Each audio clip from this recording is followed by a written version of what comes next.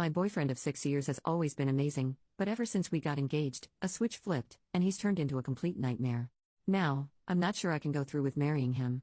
My partner and I have been together for nearly 6 years.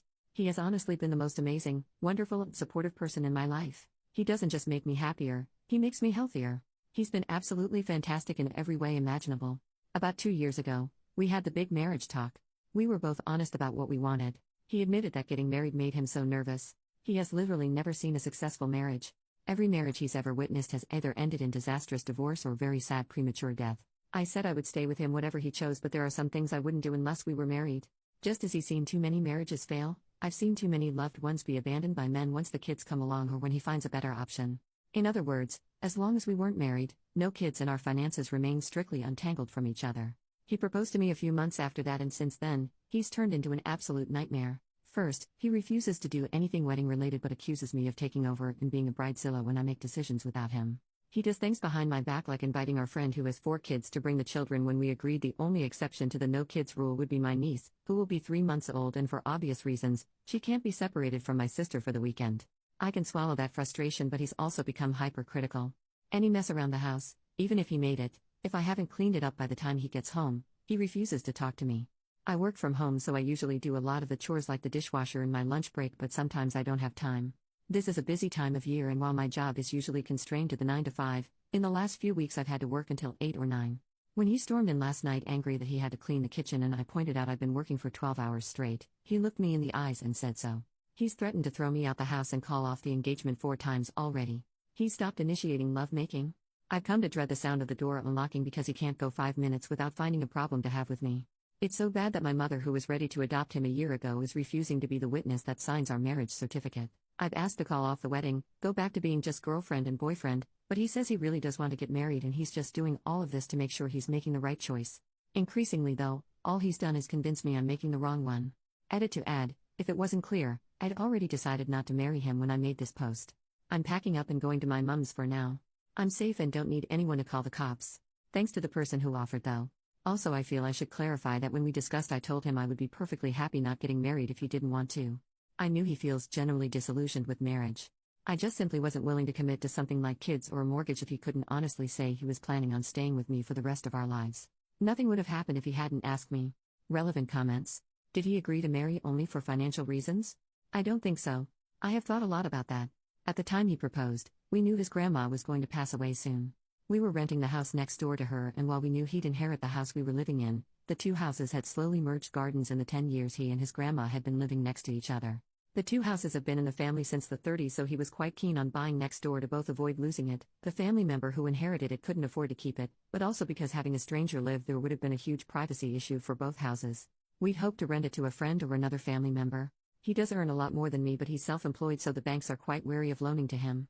I work in a university which the banks consider a safe professional job, so getting credit and loans would have been much easier if he'd been married to me.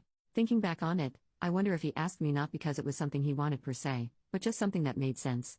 We'd been together for a while, so it made sense to keep moving forward. It made financial sense, and his family liked me.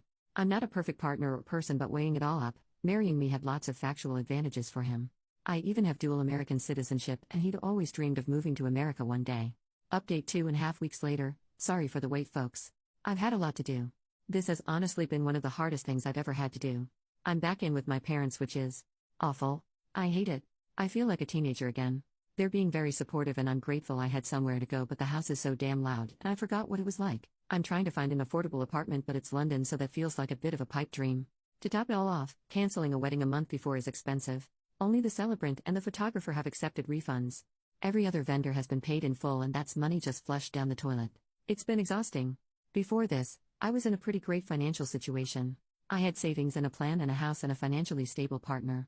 Now I have less than a tenth of my savings, nowhere to live, and no real prospect for the future. It's not easy processing losing him, not easy at all. I'm still in the part where everything makes me cry and you feel like someone has taken scissors to your soul, but I've experienced both grief and breakups. I know this feeling will eventually fade, even if it might never completely disappear. When it's mixed in with the relief of being able to exist without criticism every 5 minutes, I'm hopeful it will pass sooner rather than later. But I have no experience for this kind of existential fear of being alone, not having the family I've wanted for so long, not knowing what's next, actually trying to date someone. When I was little, I never knew what I wanted from my career other than that I had one, but I always knew I wanted to be a mom.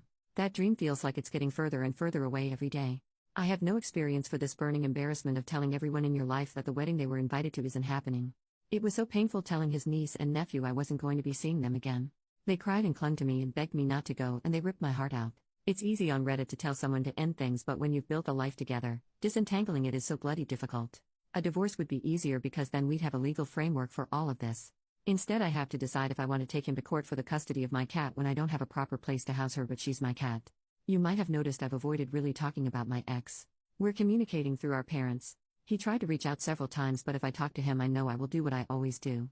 I will buckle and take him back because I love him very, very much. I've been in therapy, again courtesy of my parents, and my therapist has to keep reminding me to love myself more than I love him. I miss him anyway. He's promised to change, promised couples counseling, promised he knows he was wrong. But he also hasn't said the word sorry yet. Such a small word, and yet so telling. He's been generally pretty accommodating to me. Expenses have been split 50-50, which is fair but certainly a worse deal for me. He left the house so I could gather my things in peace. I can tell from the state of it this has hit him hard. The cats have been the only sticking point, and I understand why. The house is old and creaks. Being there alone isn't fun. Neither of us liked it when we were alone, and a large part of the reason we got cats was for the company at night when the other was away. I'm sorry if this wasn't the update you wanted to hear. My mind is all over the place.